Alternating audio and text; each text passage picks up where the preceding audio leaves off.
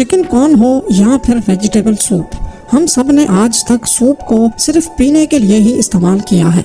लेकिन जापान में लोग नूडल्स के सूप को पीने के साथ साथ नहाने के लिए क्यों इस्तेमाल करते हैं? और जहां पूरी दुनिया में ग्रीन ट्रैफिक लाइट्स होती हैं, वहीं जापान में ब्लू लाइट क्यों लगाई जाती है?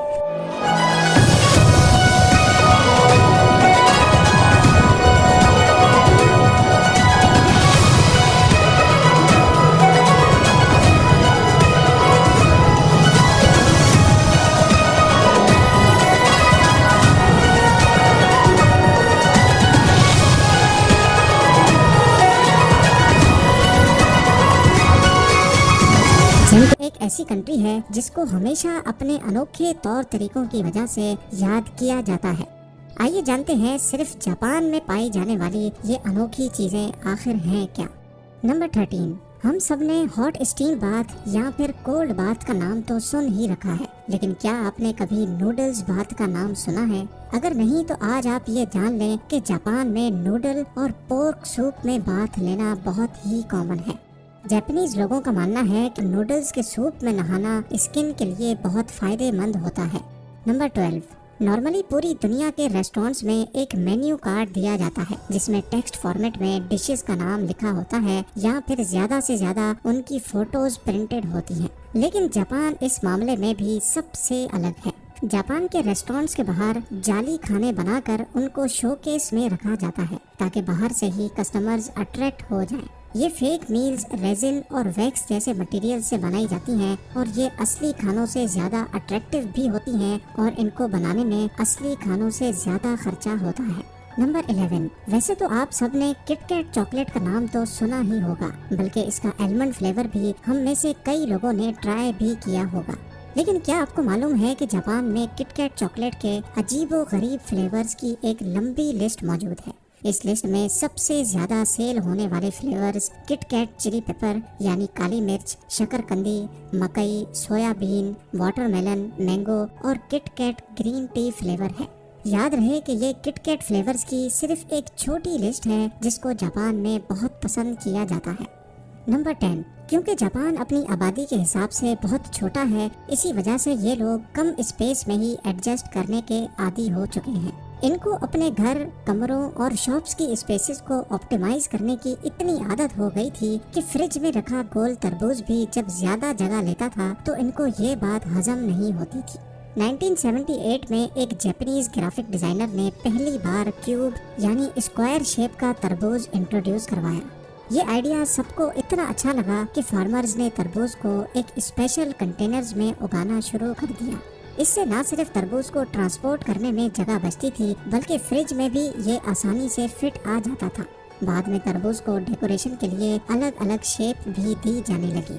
नंबर 9, रेलवे और सबवे स्टेशंस पे आपने कई स्टाफ वर्कर्स को रूटीन चेकअप करते देखा होगा, जैसा कि टॉर्च की मदद से ट्रेन के नीचे जॉइंट्स और सस्पेंशन को देखना कि कहीं वो अलग तो नहीं हो गए। इसी तरह जापान के सबवे स्टेशंस पे स्टाफ वर्कर्स की एक अनोखी जॉब होती है। इनको पीपल पुशर्स कहा जाता है। जी हाँ, उनका काम होता है लोगों को धक्का देना।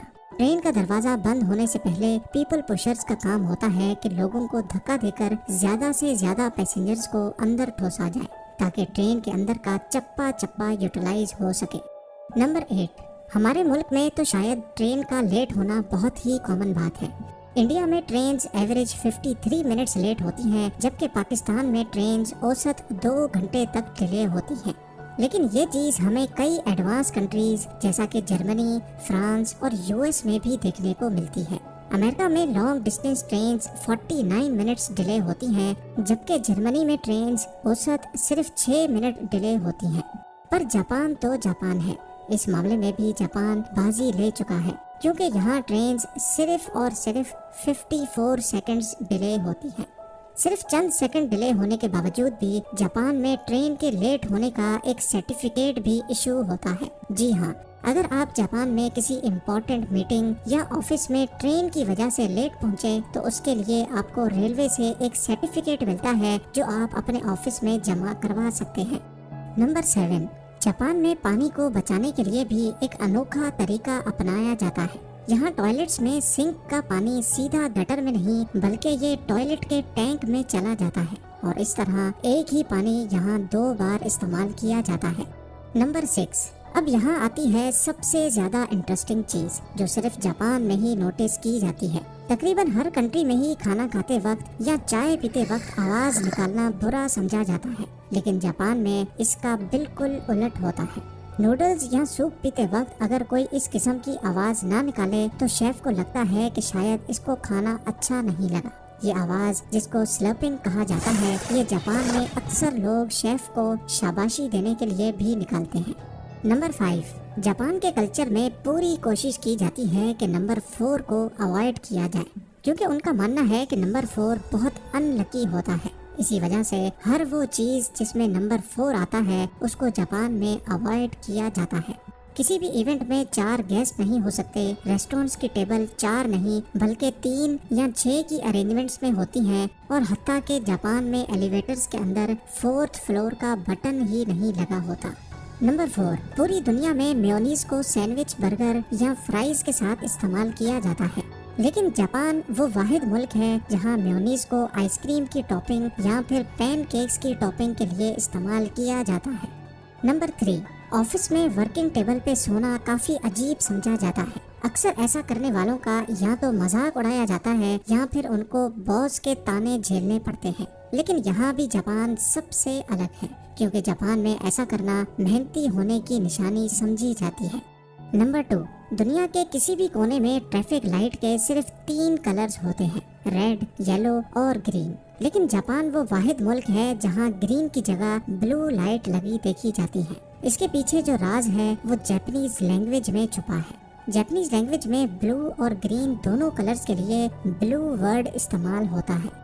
पहले जापान में भी ट्रैफिक लाइट्स पे ग्रीन कलर यूज होता था, लेकिन वो उसको ब्लू कहते थे। लेकिन फिर 1973 में इंटरनेशनल स्टैंडर्ड पर पूरा उतारने के लिए और इस कंफ्यूजन को कम करने के लिए उन्होंने ब्लू और ग्रीन के बीच का एक कलर ट्रैफिक लाइट्स पे लगाने का फैसला किया।